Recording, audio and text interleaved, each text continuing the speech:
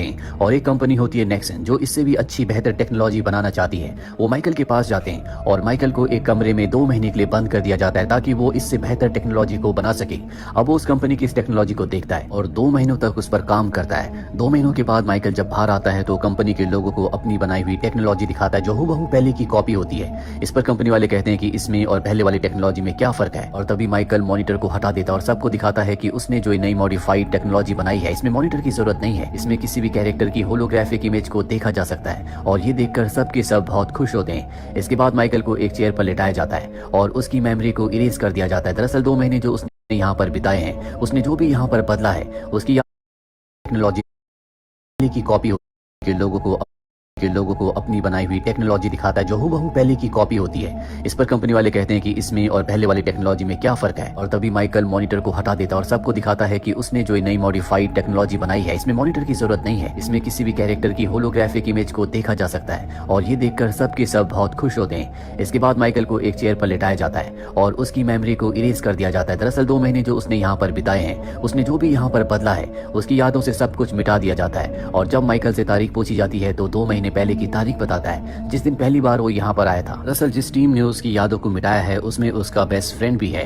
Michael को उसके काम के लिए अच्छी खासी कीमत दी जाती है। इसके बाद माइकल अपने घर जाता है जहाँ पर बहुत सारे लेटर्स होते हैं और एक पार्टी का इन्विटेशन होता है जो आज ही होती है, और ये जिमी ने भेजा होता है। जब वो उस पार्टी में जाता है तो वहाँ पर उसकी मुलाकात रेचल नाम की एक लड़की से होती है जो कि एक बायोलॉजिस्ट है। ये लड़की जिमी के लिए काम करती है जिसकी पार्टी में माइकल आया है, और जब ही उससे बात कर ही रहा होता है कि जिमी वहाँ पर आ जाता है। वो माइकल को अपने साथ ले जाता है और बताता है कि उसे एक प्रोजेक्ट पर काम करना है। अगर वो इस प्रोजेक्ट को करेगा तो उसे इतने पैसे दिए जाएंगे कि कभी उसे दोबारा काम करने की जरूरत नहीं होगी, लेकिन इस प्रोजेक्ट के लिए उन्हें उसके 3 सालों की जरूरत है।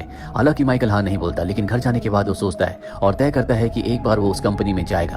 अगले दिन उस कंपनी में जाता है जहां पर उसका सारा सामान बाहर ही रखवा दिया जाता है और माइकल को बताया जाता है कि जब आपका काम पूरा हो जाएगा तो आपको आपका सामान वापस मिल जाएगा। इसके बाद माइकल को एक इंजेक्शन लगाया जाता है और दूसरा इंजेक्शन उसे तब लगेगा जब उसका काम पूरा हो जाएगा, और पहले और दूसरे इंजेक्शन के बीच में उसकी जितनी भी यादें होंगी वो सब की सब अपने आप ही मिट जाएंगी। इस कंपनी का सीईओ जो कि जिमी है वो उसे लेकर एक कमरे में जाता है जहां पर उसकी मुलाकात रेचल से होती है जो कि यहीं पर काम करती है।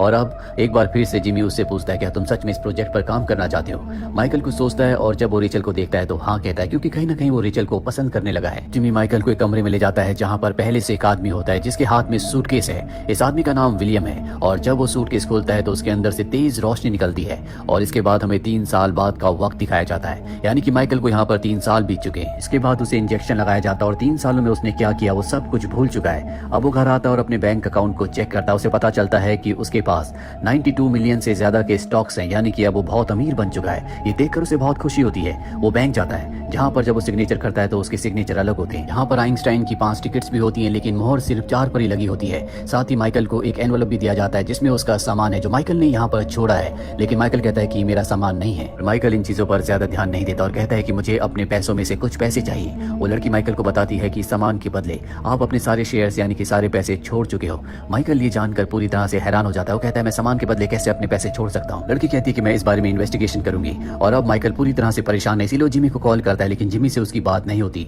जब वो वहां से बाहर निकलता है तभी कुछ लोग उस पर हमला करके उसे बेहोश कर देते हैं, और जब उसे होश आता है तो वो FBI के सामने होता है जो उसके ऊपर देशद्रोह का आरोप लगा रहे होते हैं। माइकल कहता है कि मैंने कोई देशद्रोह नहीं किया, मैं एक इंजीनियर हूँ। लेकिन वहां पर FBI का एजेंट उसे कहता है कि तुमने गवर्नमेंट की टेक्नोलॉजी को बेचा है। यहाँ पर वो सारा सामान भी होता है जो लड़की बैंक में उसे दे रही थी। माइकल साफ साफ मना कर देता है कि ये सामान मेरा नहीं है। FBI का एजेंट उसी सामान में से घड़ी निकाल कर उसकी कलाई पर लगाता है और वो बिल्कुल फिट होती है, जिससे वो समझ जाता है कि ये सामान माइकल का ही है। और अब यहाँ पर माइकल को स्क्रीन पर विलियम की तस्वीर दिखाई जाती है। विलियम वही आदमी है जिसने माइकल को आज से 3 साल पहले सबसे पहले वो ब्रीफकेस खोल कर दिखाया था जिसके अंदर से रोशनी निकली थी। ये माइकल को बताते हैं कि पहले ये FBI के लिए काम करता था, लेकिन इसका एक प्रोजेक्ट कैंसिल हो गया, जिसके बाद इसने खुफिया जानकारी जो कि सरकारी थी वो चुराई और उसने जिमी को भेज दिया। विलियम से हम पूछताछ नहीं कर सकते क्योंकि उसकी अब मृत्यु हो चुकी है, और यहाँ पर खरीद बेच के जितने भी डॉक्यूमेंट्स हैं उन सब पर तुम्हारे सिग्नेचर हैं। वो उसे उसके सिग्नेचर्स भी दिखाते हैं। और अब FBI उससे पूछती है कि हमें सब कुछ सच बताओ। माइकल कहता है कि मैं तुम्हें कुछ नहीं बता सकता क्योंकि उन्होंने मेरी 3 साल की मेमोरी को पूरी तरह से इरेज कर दिया गया है। इसके बाद उसे एक मशीन पर बैठाया जाता है ताकि उसके दिमाग में जितनी भी यादें उन्हें देखा जा सके, पर जब वो 3 साल की यादों को देखते हैं तो उन्हें कुछ भी नहीं दिखता। अब इन्हें कुछ समझ नहीं आता कि यहाँ पर क्या करना चाहिए। तभी एक FBI ऑफिसर कहता है कि मुझे सिगरेट पीनी है। माइकल के सामान में जो उसकी उसकी सिगरेट थी। दूसरा ऑफिसर उसे वो सिगरेट देता है और जब वो सिगरेट को पीता है तो यहाँ पर फायर अलार्म बज जाता है जिससे चारों तरफ धुआं हो जाता है। माइकल अपनी चेयर से उठता है और अपने सामान के पास जाता है जो बैंक ने क्लेम किया था कि ये उसका सामान है। वहाँ पर ग्लासेस भी होते हैं और जब उन्हें पहनता है तो उसे सब कुछ साफ साफ दिख रहा होता है। माइकल अपना सारा सामान लेकर यहाँ से निकल जाता है और हम जिमी के राइट हैंड को भी देखते हैं जो उसे भागते हुए देख रहा होता है। एफबीआई उसका पीछा कर रही होती है और अब वो एक बस स्टैंड पर जाता है जहाँ पर उसे बस में जाने के लिए पैसों की टिकट की जरूरत है। तभी उसके हाथ से उसका एनवेलप गिरता है जिसमें एक दिन का बस का पास होता है, जिसके बाद वो बस में चला जाता है। बस में जाने के बाद वो एनवेलप के सामान को देखता है जिसमें एक डायमंड रिंग भी होती है और जब वो उस डायमंड रिंग को देख रहा होता है तभी एक लड़का उससे उस रिंग को छीनकर बस से कूदकर भाग जाता है। माइकल उसका पीछा करता है और वो देखता है कि सामने उसका बैंक है। इसके बाद वो बैंक के अंदर जाता है और पूछता है कि मुझे सामान किसने भेजा था, जहाँ उसे पता चलता है कि ये सामान खुद उसने अपने आप को भेजा था। वहीं जिमी और उसके राइट हैंड को दिखाया जाता है जो दोनों परेशान होते हैं क्योंकि अब माइकल एफबीआई से भाग चुका है। इन दोनों के मुताबिक उसे अब तक मर जाना चाहिए था। जिमी अब उस मशीन को ऑन करने लगता है जो माइकल ने बनाई थी, पर जब उसे ऑन करने की कोशिश करता है तो उसमें एरर आ जाता है। दरअसल माइकल ने ऐसा जानबूझकर किया था। उसके निकलने के कुछ ही घंटों के बाद ये मशीन खराब हो गई थी। जिमी अपनी राइट हैंड से कहता है कि जाओ और माइकल को पकड़कर वापस लाओ क्योंकि वही इस मशीन को ठीक कर सकता है। दूसरी तरफ माइकल को दिखाया जाता है जो एक होटल के अंदर जाने के बाद उस सारे एनवेलप के सामान को देखता है जो बैंक से उसे मिला था। उसमें एक चिट होती है जिसमें लिखा होता है if you only look where you can't go you will miss the riches below. ये एक तरह की पहेली है, इसके पीछे एक नंबर भी होता है। फिलहाल माइकल को कुछ भी समझ में नहीं आता और इसके बाद वो अपने फ्रेंड के पास जाता है। ये वही फ्रेंड है जिसके साथ उसने पहला प्रोजेक्ट किया था जिसने उसकी यादों को मिटाया था। और जब उसे बातें कर रहा होता है तभी टीवी पर एक लॉटरी विनर का नंबर बताया जाता है और ये नंबर वही नंबर होता है जो उसके पास चिट के पीछे लिखा था।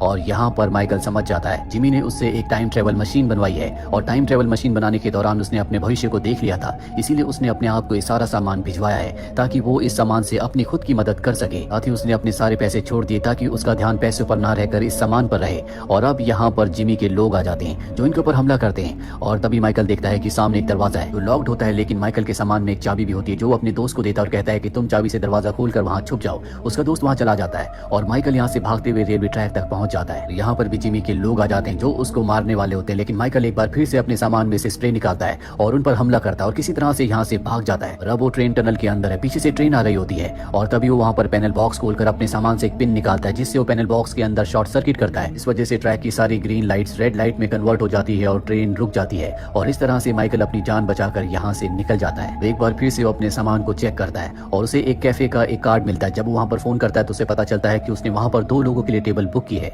वहीं हमें रेचल को दिखाया जाता है जिसके पास जिमी आता है और वो उसे बताता है कि माइकल तुम्हें छोड़कर जा चुका है, जिससे रेचल को बहुत दुख होता है। इसके बाद रेचल अपने काम पर चली जाती है। माइकल के लोग जब उसके घर की तलाशी लेते हैं मिरर पर उन्हें माइकल का एक मैसेज मिलता है जिसमें उसने रेचल को एक कैफे में मिलने के लिए बुलाया होता है, लेकिन जिमी वहाँ पर रेचल की जगह अपनी एक साथी माया को भेजता है कि वो माइकल से उसका स्वाइप कार्ड ले सके और वो लड़की माइकल के पास जाकर उसे यकीन दिला देती है कि वही रेचल है। माइकल उसे अपना स्वाइप कार्ड दे देता है और जब वो उसे गुड बाय कहने के लिए उसके करीब आती है तो माइकल देखता है कि उसने अपनी आंखों में लेंसेज लगा रखे हैं। इसके बाद उसे शक होता है और वो उसे पूछता है कि मेरी फेवरेट बेसबॉल टीम का नाम क्या है। तो नाम वो लड़की जो कि रेचल का रूप धारण करके यहाँ पर आई होती है नहीं बता पाती। वो गन पॉइंट कर देती है पर तभी पीछे से असली रेचल आ जाती है जो उसके ऊपर हमला करती है। इसके बाद माइकल और रेचल यहाँ से निकल जाते हैं। माइकल के सामान में BMW कार की एक चाबी भी होती है। दरअसल उसने पहले भविष्य देख लिया था कि उन्हें यहाँ से भागना होगा, इसीलिए उसने यहाँ पर पहले से BMW गाड़ी रखी हुई थी। जब वो गाड़ी की चेन से उसे अनलॉक करता है तो उसे पता चलता है कि ये BMW की बाइक है और वो उस बाइक में रेचल को लेकर यहाँ से निकल जाता है। जिमी के लोग अब भी उसका पीछा कर रहे होते हैं, साथ ही FBI की टीम भी यहाँ पर आ जाती है, लेकिन माइकल इन सब को चकमा देकर यहाँ से निकल जाता है और अब एक बार फिर से वो सामान को देखता है जिसमें टिकट्स भी होती हैं। और जब वो उन टिकट्स को ध्यान से देखता है तो टिकट्स में जो आइंस्टाइन की फोटो होती है उसकी आंखों में उसे कुछ दिखता है।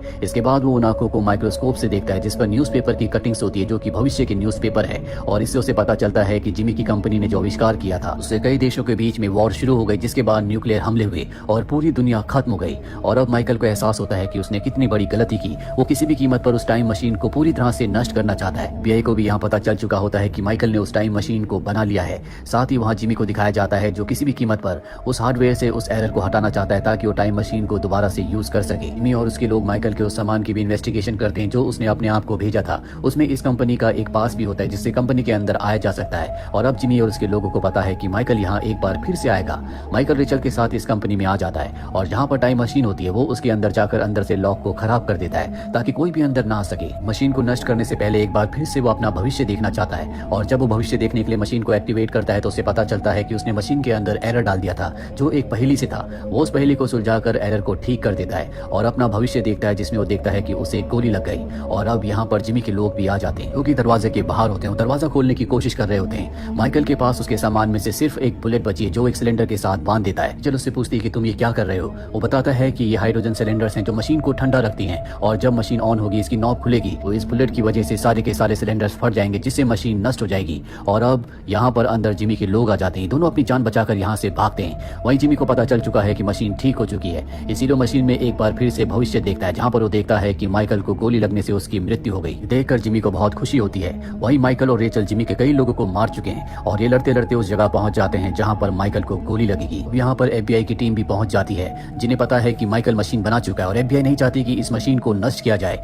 इसीलिए वो भी माइकल को मारना चाहती है। और इससे पहले कि जिमी और FBI दोनों उसकी तरफ गोली चलाते हैं, माइकल के हाथ में जो वॉच होती है जो उसी एनवलप में से निकली थी, जो सामान उसने अपने आप को भेजा था, उसमें गो लिखा हुआ आता है। और जैसे ही वहां से हटता है तो FBI एजेंट की गोली उसकी तरफ आ रही होती है। ये वही फ्यूचर होता है जो उसने और जिमी ने उसके लिए देखा था, और माइकल के हटने की वजह से वो गोली जिमी को लग जाती है, जिससे उसकी मृत्यु हो जाती है। वहीं हमें जिमी के राइट हैंड को दिखाया जाता है जो कि टाइम ट्रेवल मशीन के पास होता है। वो अपना भविष्य देखता है। इसमें उसे एक ब्लास्ट दिखता है जो यहाँ इस मशीन के पास हुआ होता है, और तभी वो बुलेट जो कि माइकल ने सिलेंडर के साथ बांधी थी वो हाइड्रोजन सिलेंडर के अंदर चली जाती है, जिससे यहाँ पर एक ब्लास्ट होता है। इस ब्लास्ट में सभी लोग मारे जाते हैं, लेकिन माइकल और रेचल यहाँ से निकल जाते हैं। इसके बाद ये रेचल की नर्सरी में जाते हैं जहाँ पर माइकल का दोस्त भी आता है। इसके पास रेचल के दो पक्षी भी होते हैं, जिन्हें देखकर वो कहता है कि शायद यहाँ पर कुछ और भी है। माइकल का दोस्त कहता है कि सारा सामान खत्म हो चुका है, और तभी माइकल को उस पीस ऑफ पेपर की याद आती है जो एनवलप के अंदर निकला था, जिस पर एक पहेली लिखी थी, if you only look where you can't go you will miss the riches below, यानी कि अगर तुम वही देखोगे जहाँ तुम नहीं जा सकते तो तुम खजाने को खो दोगे। और अब वो पिंजरे के अंदर देखता है, जहाँ पिंजरे के अंदर न्यूज़पेपर के नीचे लॉटरी का उसे वो टिकट मिलता है जो जैकपॉट लगा था। ये वही नंबर का टिकट होता है जो टीवी पर अनाउंस हुआ था, और इसकी कीमत होती है $90 मिलियन, यानी कि अब वो $90 मिलियन का मालिक है। उसे उसका खजाना मिल गया। और इसी के साथ ये फिल्म की कहानी यहीं पर खत्म हो जाती है। उम्मीद करते हैं कि ये कहानी आपको पसंद